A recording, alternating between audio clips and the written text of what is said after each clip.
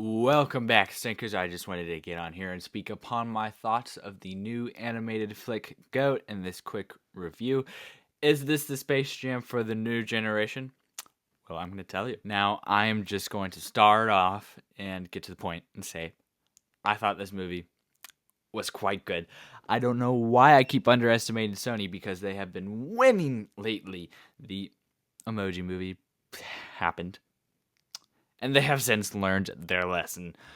They then put on the critically acclaimed Spider-Verse movies and great Netflix originals like Mitchell's vs. the Machines and the crazy popular K-pop Demon Hunters to go. And it is another good movie in Sony's catalog. Let's get into it. If you didn't know, the film follows a goat named Will Harris and his journey to becoming a star in the world of Rollerball as a small, when only bigs have dominated the game. I have to say, this movie has a lot of heart. The first half takes the time to introduce us to these characters and introduce us to the story and the dreams of this goat. Now, I didn't find the first half to be particularly great. It was okay, but it certainly pays off in the second half.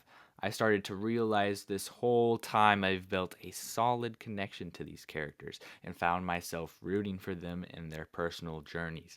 The characters are, of course, backed up by a great voice cast that features the likes of Caleb McLaughlin, David Harbour, Aaron Pierre, Patton Oswald, and much more.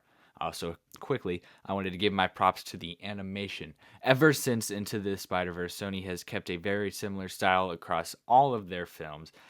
I mean, if it ain't broke, don't fix it, because I think it still looks great, and it definitely goes to show in this film. Now, speaking on the basketball commentary itself, the real soul of the film. I knew this movie was about basketball, and that's all my expectations were for the film. The amount of depth and behind the scenes of basketball and that sort of stardom was something I did not quite expect. Yes, it follows Will Harris trying to overcome the fact that he's small and he's playing in a game full of bigs, which, by the way, was a great message for the kiddos. But it's not only about that, it's about stardom and it's about legacy. One of Will's teammates is a panther named Jet Fillmore, and Will has looked up to her ever since he was a kid. Well, she's obviously getting older and she is continuously being hated on and being told to hang it all up. I thought it was a relevant topic to cover, and it might even be something for the parents to grasp onto as well.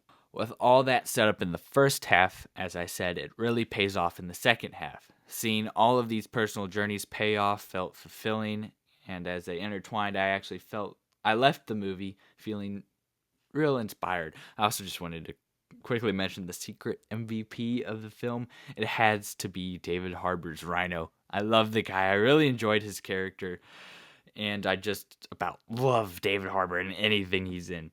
GOAT is an original Sony animated film that follows the underdog story of GOAT Will Harris and how he becomes the GOAT of the fictional game of basketball, Rollerball.